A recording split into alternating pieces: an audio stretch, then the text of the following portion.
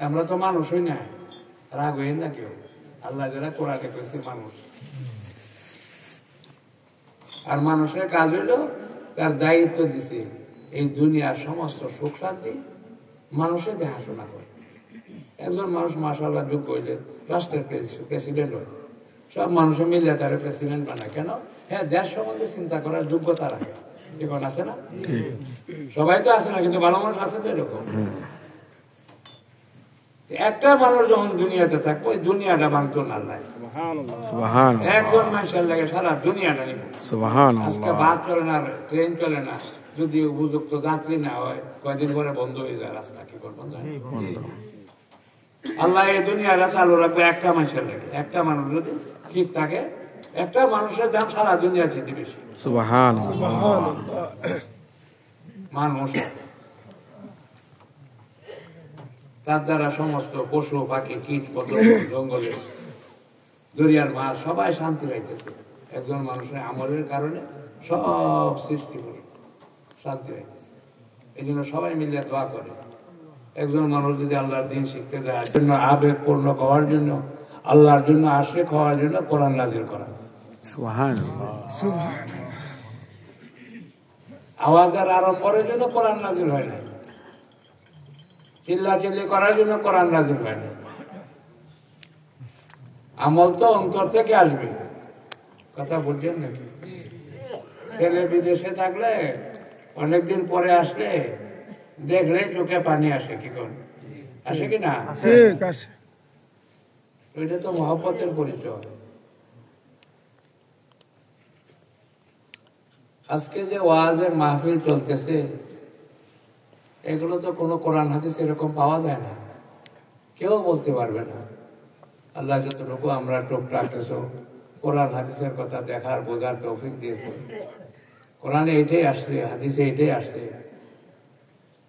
7 পারার মধ্যে আয়াত আছে কোরআন শরীফ, আল্লাহ বলছে তারা যখন কোরআন শুনতো সবাই কানতে কানতে পেরেশান হয়ে গেল।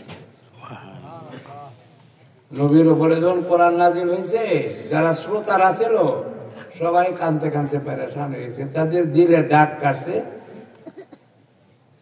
তাদের মহব্বতে চোখে পানি আসছে। কোরআনে বলছে, অন্য জায়গায় বলতেছেন একজন কোরআনকে হাতে নিয়ে 3 বার বেহুশ হয়ে পড়ে গেছে। কোরআন দিলে আসর করছে, বেহুশ হয়ে গেছে 3 বার, একবার না।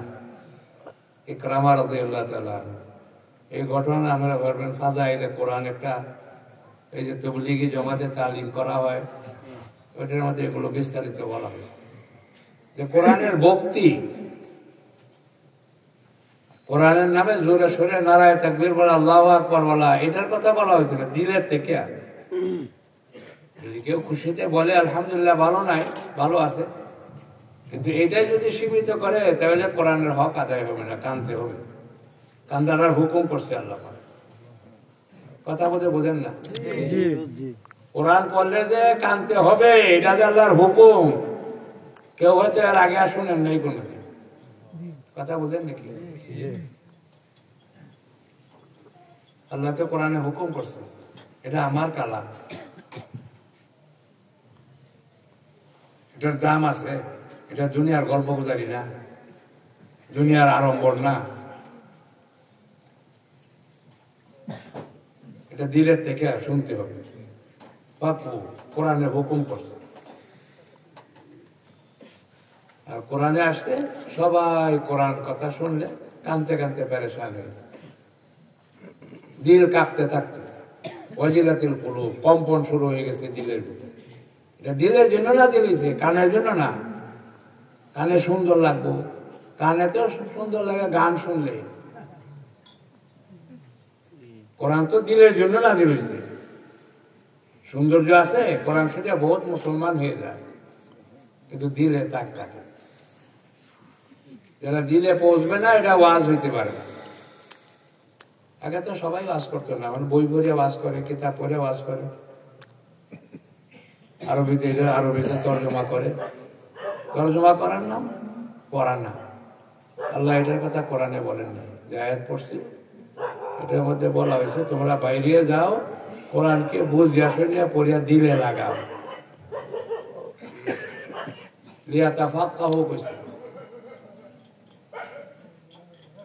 আর বোঝার লক্ষণ কি? বোঝার লক্ষণ হলো কাজটা ঠিক মতো করা। ছোট বলা আমরা কই যে বুঝে না দিকে গোলমাল করি, যখন বুঝবো তো ঠিক হয়ে যাবো। কেমন কর কিনা এটা তো বুঝের লক্ষণ, যে কাজটা ঠিক মতো করলে হ্যাঁ বুঝছে, ডাক্তারের কথাটা ঠিক মতো শুনছে, কাজে ওষুধগুলো ঠিক মতো খাইছে। বুঝলেন কিনা? খালি খালি কানে শুনলে কিনা। আজকাল তো ওয়াজ মাহফিলের নামে যে আজাব শুরু হয়েছে দেশ,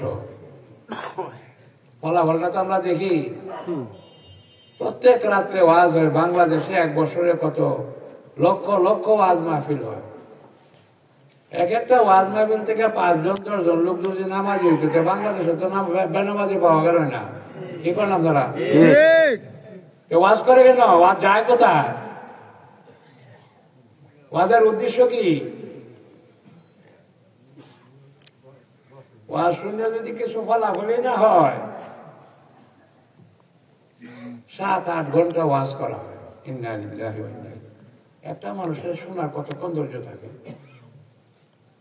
আমরা তো ওই দেশে থাকি, 1.5-2 লক্ষ টাকা খরচ করে একজন বক্তা আনি, তার ওয়াজের সময় হইল 45 মিনিট থেকে বেশি 1 ঘন্টা। এই যে গদ বান্ধা ওয়াজ বাংলাদেশে শুরু হয়েছে জোহর থেকে রাত 12টা, আগে তো সারা রাত চলতো। এখন এই আজাবটি কিছু বন্ধ হয়েছে।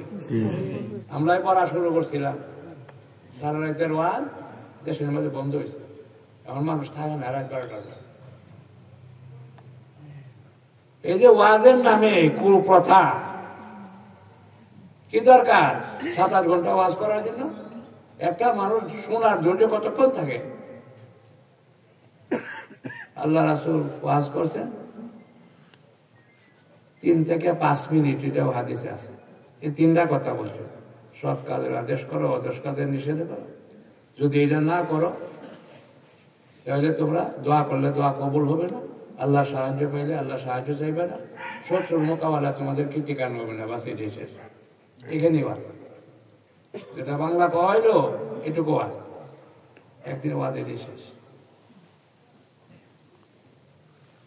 আবু বকর রাদিয়াল্লাহু বলেন যে আমি যে কথা একদিন শুনছি, এটা দ্বিতীয়বার আর শুনতে পাই না। সুবহানাল্লাহ। আল্লাহর কথা, নবীর কথা। আমরা তো সারা বছরই একটাই শুনি যে নামাজের কাতা ঠিক করেন, কিন্তু আজ পর্যন্ত নামাজের কাতা ঠিক হয় না। ঠিক, এরা মানুষ না অন্য কিছু, হুশ বেহুশ। প্রত্যেক দিন তারে কইতে হয় নামাজের কাতা ঠিক করে। মসজিদে আসে কেন? মসজিদ তো আল্লাহর ঘর, আল্লাহর সামনে দাঁড়াইতে কি নিয়ম কানুন শিখে আসতেই পারে। কথা খারাপ লাগে, মনে কোনো কষ্ট নেই। আমরা তো বেহুশ, এটা লাশগুলো ঘুরতেছে, হুশ তো নাই একটারও, মানুষ তো না, একজনও মানুষ নাই।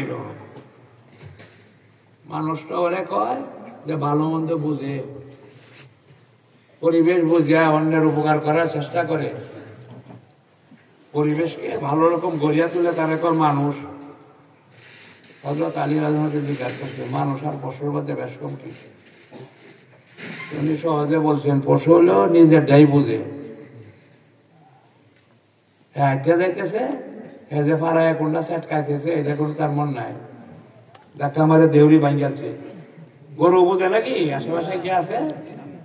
হ্যাঁ গরুর স্বভাব, তো পশুর স্বভাব। হ্যাঁ নিজে ডালেই যাইতেছে, আগে আগে বেঁচে ডাইনে আমি কিচ্ছু জানি না। এত মানুষ না। আমরা তো যারা আছে আমাদের মানুষ পাওয়া যেত না, যে একজন খুব কম।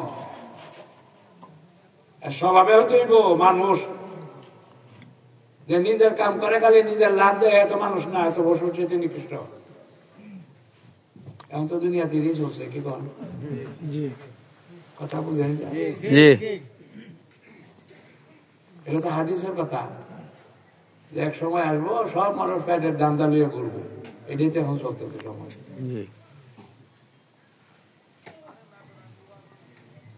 আর সম্পদ হিসাবে মানুষ সম্মান দিব, তার অনেক টাকা আছে, 1 পয়সা আছে, অনেক পজিশন আছে, ঠিকানা আছে, এই চলে সারা জীবন কামাই করে ভালো একটা ঘর বানায়, মানে ঘরের দ্বারা তার দাম বাড়বো, গাড়ি একটা দামি কিনে দাম বাড়বো, দুইটা দামি জুতা কিনে, মাথার কিচ্ছু নাই কিন্তু জুতা পাও সাজায়। মানুষের এত অধপতন হয়েছে, কি কর বোঝেন কিনা? রাগ হয়ে না, বোঝা লাগবে, কবরে গেলে বুঝাই দিব আল্লাহ। আজকে পছন্দ না হইলেও বোঝন লাগবো। পাওয়ারে সাজায়, জুতা দামি বানাইছে কিন্তু মাথা খালি, কি কোন আছে কিনা? কিছুদিন আগে তো আমরা দেশে এটা ছিল, মানুষের কাছে যে টুপি নাও থাকতো, রুমাল দেখাচ্ছে মাথারা ঘুরিয়া যাইত, কি কর যাইতো না? মাথা খোলা রাখা অপমান। এখন তো মাথা খোলা রাখা যায় ফ্যাশন হয়ে গেছে। এমন আর মাশাআল্লাহ আমি অনেক শিক্ষিত, অনেক দামি জ্ঞানী গুণী, অনেক পদের মালিক, হ্যাঁ তো মনে করে এটা আমি রাজার মেয়ে বিয়া করবো, মানে হ্যাঁ কইলেই না রাজি অন্য তারা।